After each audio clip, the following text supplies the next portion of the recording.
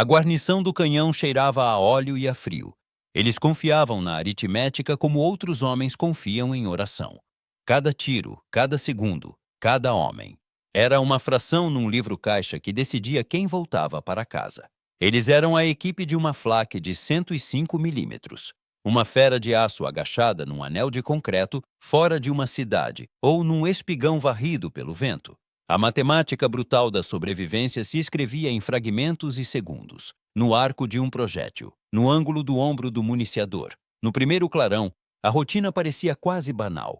As granadas se moviam como peças de xadrez. As espoletas encaixavam com um clique. Os artilheiros varriam o céu com os olhos. Por baixo, havia um cálculo frio. O canhão exigia exposição. Os municiadores ficavam de pé na culatra para enfiar a granada. O apontador e o nivelador quase sempre ficavam na plataforma, com a cabeça acima do escudo. As caixas de munição repousavam em linhas caprichadas, onde um passo em falso podia ser o último. Uma Flak de 105 milímetros não existia sozinha. Era um sistema de homens e metal. Sua vulnerabilidade cabia em probabilidades. Quando os aviões apareciam, essas probabilidades deixavam de ser abstratas.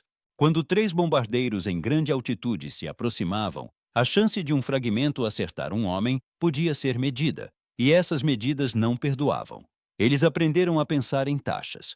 A cadência de tiro, por exemplo, era a inimiga feroz da sobrevivência. Uma guarnição bem treinada mantinha uma cadência que rasgava o céu em tiras. Um disparo a cada 2 segundos era o ideal que esfarelava formações de bombardeiros. Mas essa cadência chamava a atenção e recebia de volta em aço. Cada explosão gerava choque e espetáculo. O estampido da boca do canhão lançava poeira e força de impacto pela plataforma. A equipe respirava anos em segundos, e cada disparo a mais aumentava a quantidade de granadas no ar. Depois, elas podiam cair de volta como fragmentos letais. A matemática dizia que, depois de um certo limite de granadas detonando por minuto em um volume cúbico, a chance de um fragmento atingir um homem passava de improvável para inevitável. Os homens sentiam essa inevitabilidade nos ossos antes de dar nome a ela. As próprias granadas de Flak conspiravam contra as equipes. Espoletas de tempo eram reguladas para detonar em altitudes calculadas, transformando uma granada de 90 quilos em milhares de dentes irregulares espalhados por um volume do tamanho de uma casa. Escondido nesse detalhe havia um fato frio. O raio letal de uma explosão não era um círculo no mapa. Era uma nuvem de probabilidade. Se as aeronaves varriam uma zona, as explosões se sobrepunham. Onde 2 nuvens se cruzavam, a densidade de fragmentos dobrava. A chance de um acerto não somava. Ela explodia. As equipes aprenderam a vigiar essa sobreposição. Era a geometria literal da morte. A plataforma de carregamento e sua sombra no chão viravam o centro de múltiplos anéis invisíveis. E a matemática dos círculos sobrepostos, quantas explosões e com que frequência, virava corpos imóveis ao lado do latão gasto. Havia peculiaridades de engenharia que pioravam o cálculo. O afuste de 105 milímetros era robusto, mas seus mecanismos de giro e elevação eram lentos em comparação com a velocidade dos aviões. Para acompanhar uma formação rápida, a equipe muitas vezes precisava sair do escudo protetor para ganhar uma visão mais limpa e limitava a manobrabilidade do canhão ao alcance humano. Esse alcance, joia escondida da máquina, fazia a sobrevivência depender da postura humana e de como o artilheiro segurava a cabeça. Um único fragmento de estilhaço, viajando a 2.000 metros por segundo, podia passar por uma fenda do escudo do tamanho de um punho. A matemática da probabilidade se reduzia à postura. Ficar ereto durante uma salva dobrava a área de exposição. Abaixar atrás da culatra reduzia essa área, mas também atrasava o recarregamento. Os homens trocavam segurança por eficiência. Outra equação escrita em sangue. As táticas tentavam mexer nos números. As guarnições escalonavam os municiadores, faziam rodízio dos homens a cada tantos minutos e mantinham uma reserva de tripulantes que podia substituir uma baixa. Essas práticas faziam mais do que manter as armas disparando. Tentavam achatar a curva de risco. Mas havia um preço brutal. Quanto mais homens você colocava em funções de rotina para manter um ritmo constante de tiro, menos gente sobrava para absorver um pico repentino de baixas. As limitações de suprimento agravavam o problema. A falta de munição forçou rajadas mais longas em momentos arriscados. Comandantes apostavam que uma barragem curta e intensa podia quebrar um ataque. Mas a matemática punia a aposta. Menos munição no total significava menos salvas ao longo do dia. Também criava a tendência a usar rajadas concentradas quando atacados. E rajadas concentradas geravam volumes letais concentrados. Aqui está uma verdade inesperada. O clima e os projéteis conspiravam para mudar a aritmética de um jeito que as guarnições não percebiam com facilidade. O vento desviava os fragmentos das explosões. E uma camada térmica súbita perto do amanhecer podia tanto esconder quanto revelar aeronaves, mudando os ângulos de engajamento.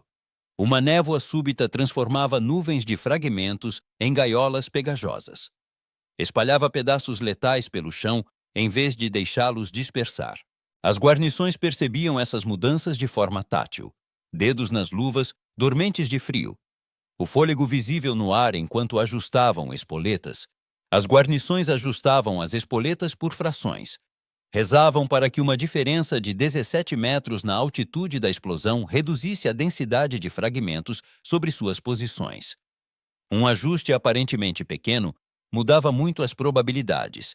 Quem dominava isso sobrevivia por mais tempo. O inimigo jogava seu próprio jogo de números. As formações de bombardeiros aliados usavam altitudes escalonadas e aproximações em esteira para reduzir a chance de serem atingidos por uma única bateria de flak. Mas a concentração de aeronaves sobre um ponto aumentava a taxa em que as explosões se cruzavam sobre uma bateria. Transformava a doutrina tática em aritmética letal para os defensores.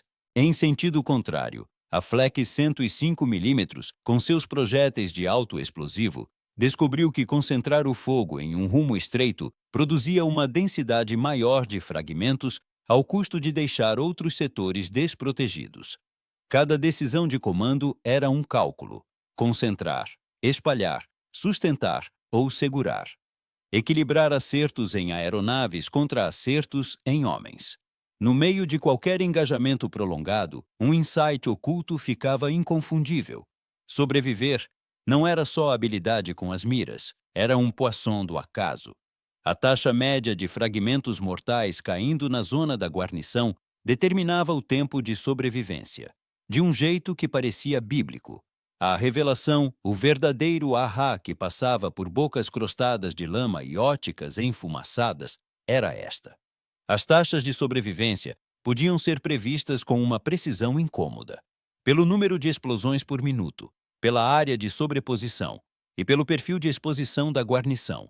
Uma bateria que via 5 explosões eficazes por minuto sobre sua plataforma tinha um tempo mediano de sobrevivência que caía de forma dramática em comparação com outra que fazia uma média de 2 explosões.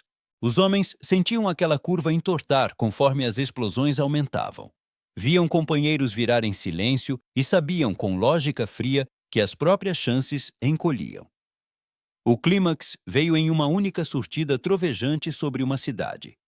Ali as guarnições de Flak 105 mm foram testadas até o limite. As aeronaves vinham em fila, em tal quantidade que as nuvens de fragmentos viraram uma chuva quase constante. Os projéteis detonavam em um jato denso que transformava metal em uma nevasca cintilante. A guarnição fazia o rodízio como treinado, mas, no fim, o rodízio não conseguia acompanhar as perdas. O municiador caiu, depois caiu o apontador. E o canhão lutava, desalinhado pela fumaça e pelo choque. A sobrevivência deixou de ser estatística e virou imediata. Quem ainda podia correr? Quem ainda conseguia pôr um projétil no ombro? O canhão seguiu disparando no meio dos gritos. Parar era convidar à aniquilação. Energia destrutiva gera mais perigo quando o silêncio deixa o inimigo fechar a mira. E quando a fumaça baixou, havia menos homens. E um monte de estojos vazios. Uma conta fechada. Quando a guerra acabou, ou quando veio uma pausa e os homens puderam falar da própria sorte, disseram algo simples e terrível. As fábricas conseguiam fazer canhões e projéteis em números que faziam sentido no papel, mas não conseguiam produzir homens rápido o bastante para manter as curvas de probabilidade seguras. Esse foi o acerto de contas. Os 105 milímetros era uma arma excelente, mas sua matemática de sobrevivência tinha regras duras. Exposição, densidade de fragmentos, cadência de tiro e as geometrias de explosões sobrepostas. Isso significava desgaste humano embutido no uso. Comandantes podiam comprar aviões aos milhares ou às centenas, mas o custo humano em cada posição de tiro continuava teimoso e calculável. No fim, o legado dessas guarnições está escrito nos campos e nas memórias, onde homens ainda catam estojos de um anel de concreto e lembram os números frios que decidiram suas vidas. A verdade que deixaram não é platitude heróica. É uma lição de como tecnologia e cálculo se cruzam com a carne. Qualquer arma que espalha metal no céu vai inevitavelmente espalhar homens no chão. E a única misericórdia vem de entender as probabilidades, ajustar espoletas e postura, e às vezes, literalmente, torcer para que a aritmética penda para o seu lado tempo suficiente para respirar de novo.